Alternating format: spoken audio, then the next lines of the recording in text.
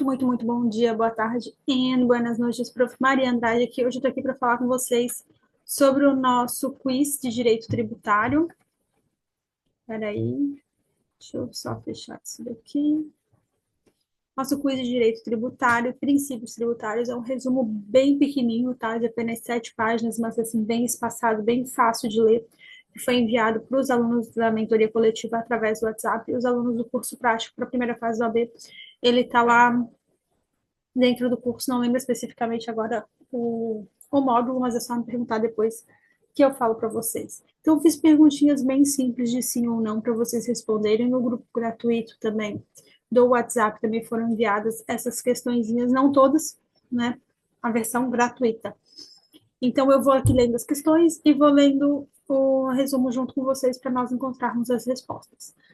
Essa é a quinta vez que eu estou tentando gravar esse vídeo, tá? Ele era para ter sido enviado ontem e não deu, por várias questões técnicas que foram acontecendo, tá? Por isso eu já respondi o quiz no. Eu acho que eu respondi essa turma aqui da mentoria, enquanto eu gravava ontem. Então vamos lá. A primeira pergunta é: de acordo com o princípio da legalidade tributária, é vedada a exigência ou aumento de tributo sem que lei o estabeleça? Vamos começar a ler o nosso resumo para descobrir. Princípios tributários. São veiculados na CF os princípios constitucionais tributários gerais aplicados em tributos em geral e os princípios constitucionais tributários específicos que dizem respeito a tributos determinados. 2.1.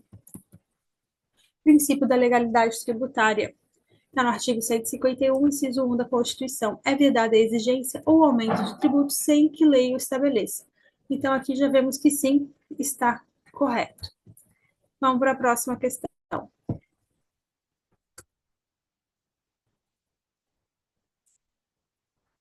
Gente, desci muito. Desci muitas questões, peraí. De acordo com o princípio da. Tá. O IGF só pode ser constituído por lei complementar. Vamos descobrir. Então, a gente parou aqui, ó. É vedada a exigência de tributo sem lei que estabeleça. Em regra, cumpre-se o princípio da legalidade pela instituição ou majoração de tributo por lei ordinária. Contudo, o quadro a seguir aponta 1. Quatro exceções constitucionais relativas a tributos que só podem ser instituídos por lei complementar.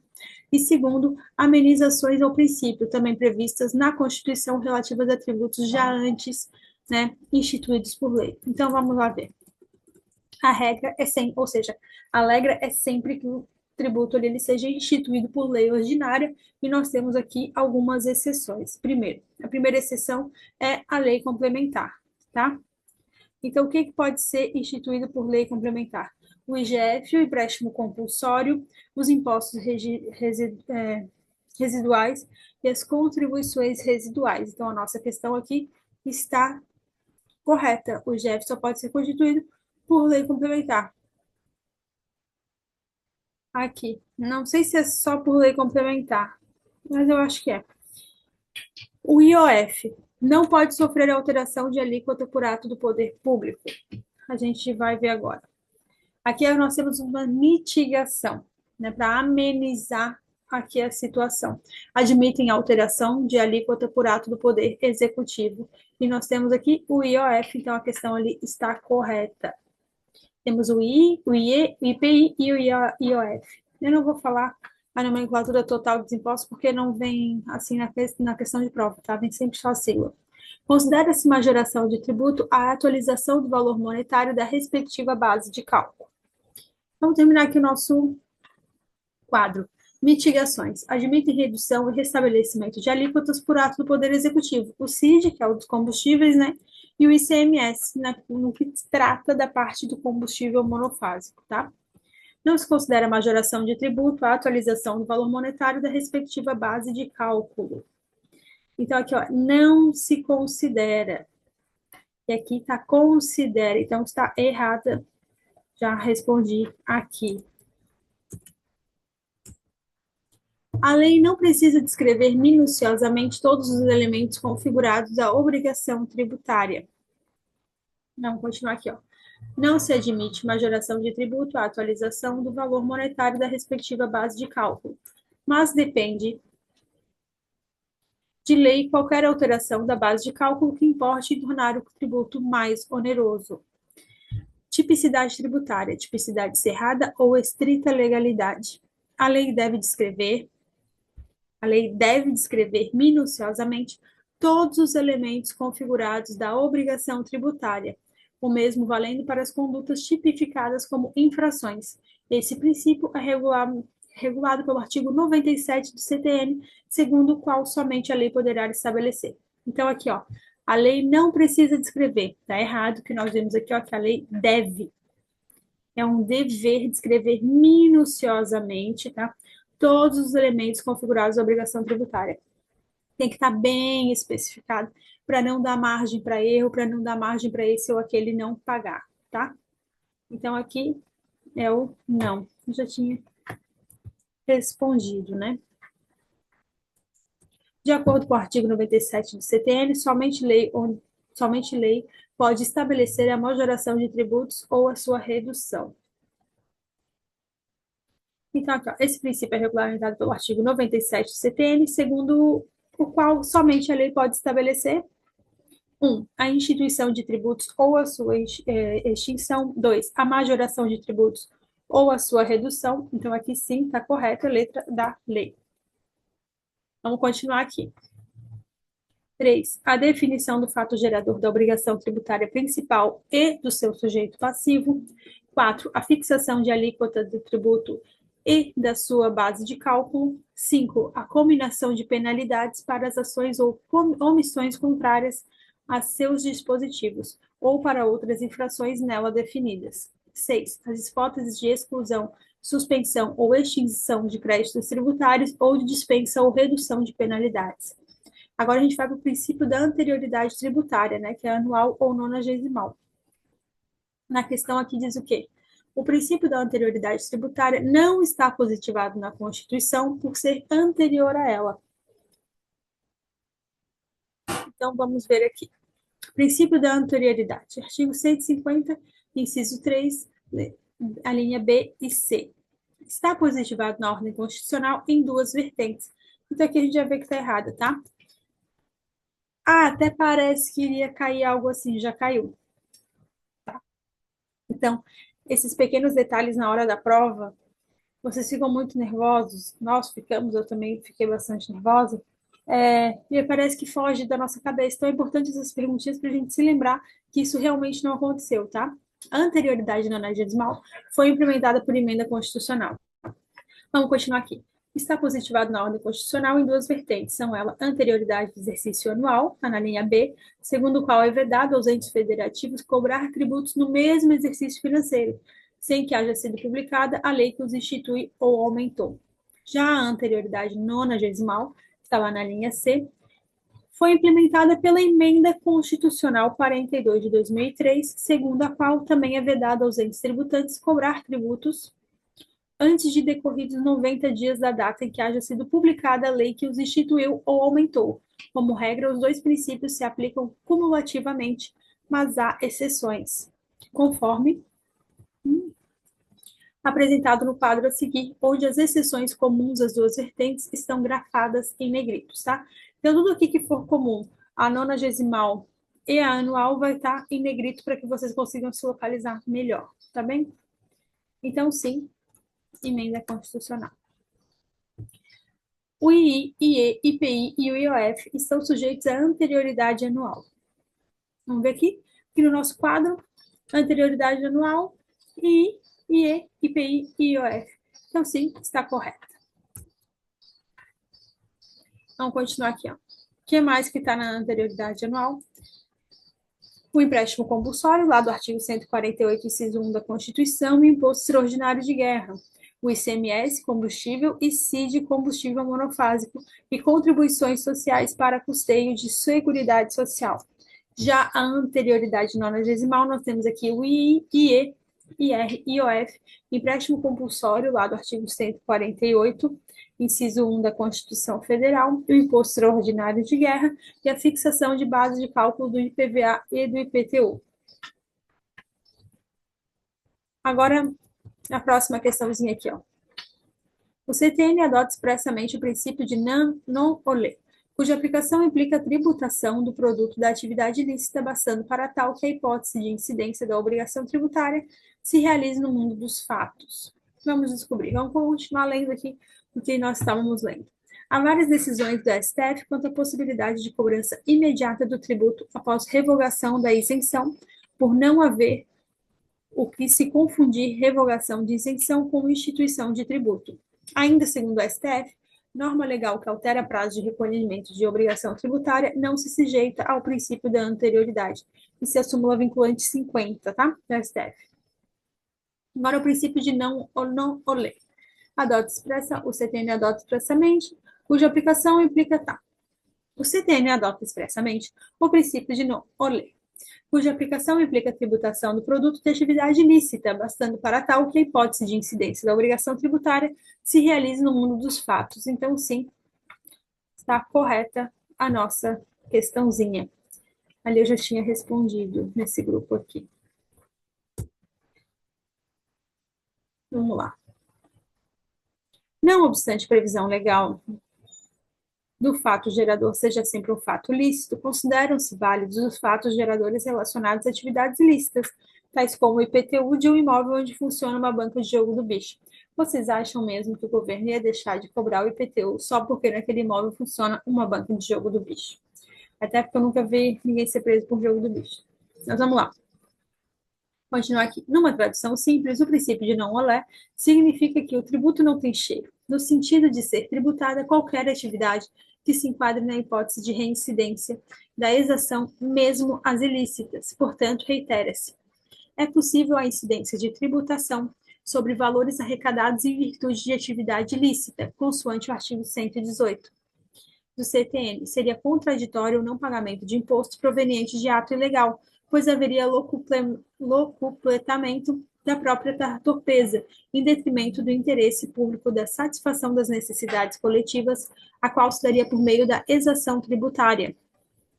O artigo 118, de certa maneira, estipula expressamente essa interpretação objetiva do fato gerador, ao prever que definição legal de fato gerador é interpretada abstraindo-se da validade jurídica dos atos efetivamente praticados pelos contribuintes, responsáveis ou terceiros, bem como da natureza de seu objeto ou dos efeitos, bem como dos efeitos dos fatos efetivamente ocorridos. Assim, não obstante a previsão legal do fato gerador seja sempre um fato lícito, consideram-se válidos os fatos geradores relacionados a atividades ilícitas, tais como o IPTU de um imóvel onde funciona a banca de jogo do bicho ou a renda obtida por um membro de crime organizado.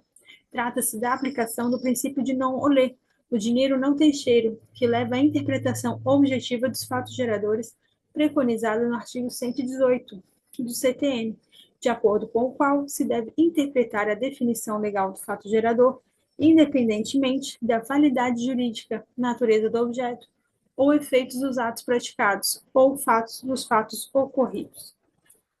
Então, sim, está correta a nossa questão. A próxima. É constitucional a lei que estabelece alíquotas progressivas para o imposto de transmissão intervivos de bens imóveis, o ITBI, com base no valor venal do imóvel. Princípio da capacidade tributiva. O princípio da capacidade contributiva, que está lá no artigo 145, parágrafo 1º da Constituição Federal, sempre que impossível, os impostos serão caráter pessoal e serão graduados segundo a capacidade econômica do contribuinte. Artigo 145. Relaciona-se a esse preceito o princípio da progressividade, tipicamente vinculado aos impostos de caráter pessoal, tanto que nos termos da súmula 656 do STF, é inconstitucional a lei que estabelece alíquotas progressivas para o imposto de transmissão intervivos de bens imóveis, ITBI, com base no valor venal do imóvel. Então, aqui, ó, é a pegadinha. É constitucional? Não. É inconstitucional. Só um detalhezinho, né?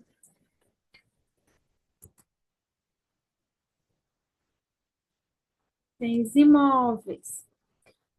Fundamento da súmula é que se trata de imposto de caráter real, objetivo e não pessoal. Porém, o próprio STF na decisão do recurso especial 562.045 do Rio Grande do Sul, posicionou-se de maneira distinta quanto ao ITCMD, ao permitir a sua progressividade, mesmo se tratando de imposto real. Desta feita, o fundamento utilizado pelo Supremo diz respeito à técnica de progressividade e mensuração da capacidade contributiva, que leva em conta o valor dos quinhões recebidos pelos herdeiros.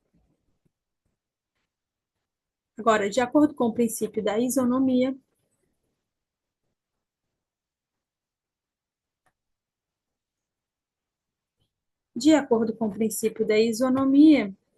é constitucional a lei que estabelece alíquotas progressivas.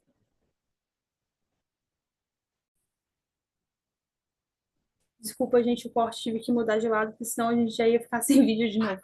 De acordo com o princípio da isonomia, é constitucional a lei que estabelece alíquotas progressivas para o imposto do valor venal do imóvel. Tá, isso aqui a gente acabou. Ah, não, a gente vai ver agora, né? O princípio da isonomia está no artigo 150, inciso 2 da Constituição Federal, tá? É vedado aos entes federativos instituir tratamento desigual entre contribuintes que se encontram em situação equivalente. É constitucional a lei que estabelece alíquotas progressivas para o imposto de transmissão intervivos de bens imóveis, o ITBI. Então, sim, é constitucional.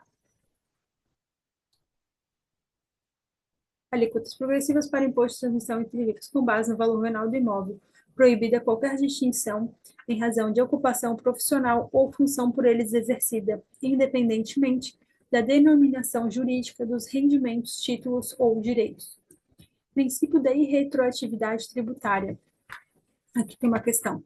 De acordo com o princípio da irretroatividade tributária, a lei tributária não retroagirá para atingir fatos geradores ocorridos anteriormente à sua vigência. Então, vamos ver.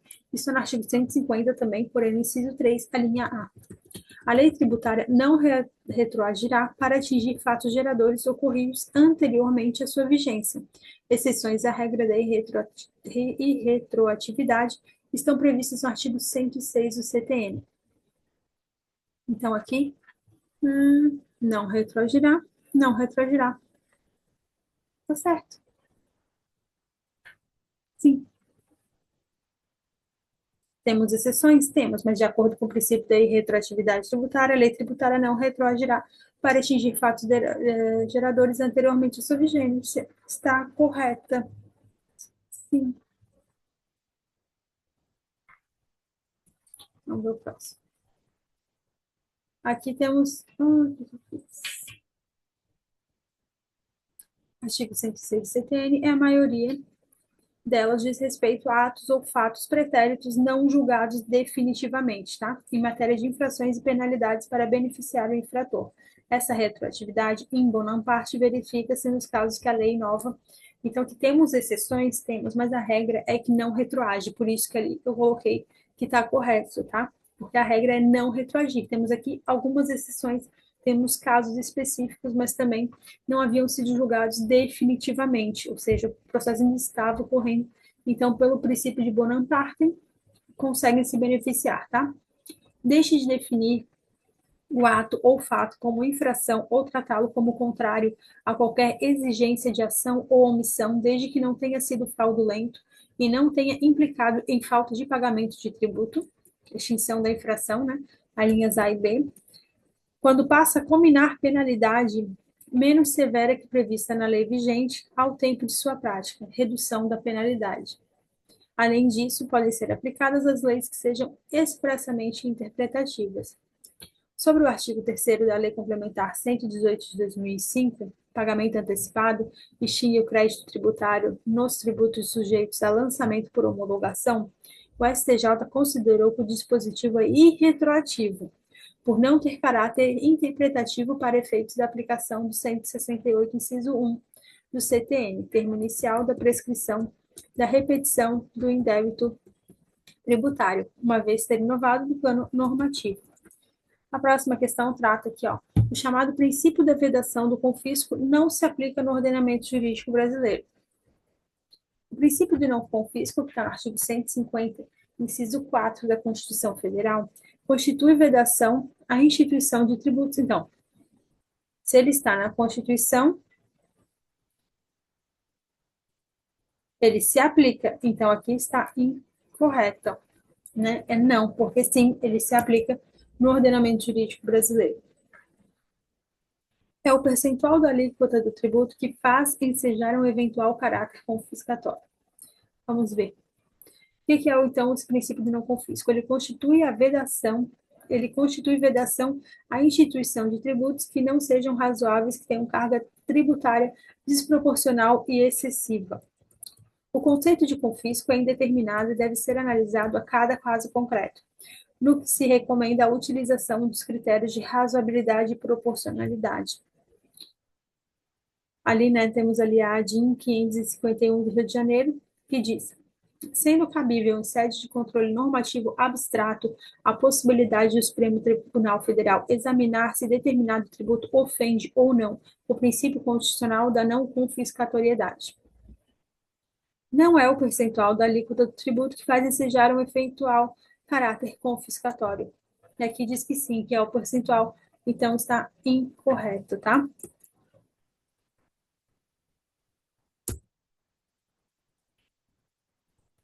Essa é a última? Aí vamos terminar aqui.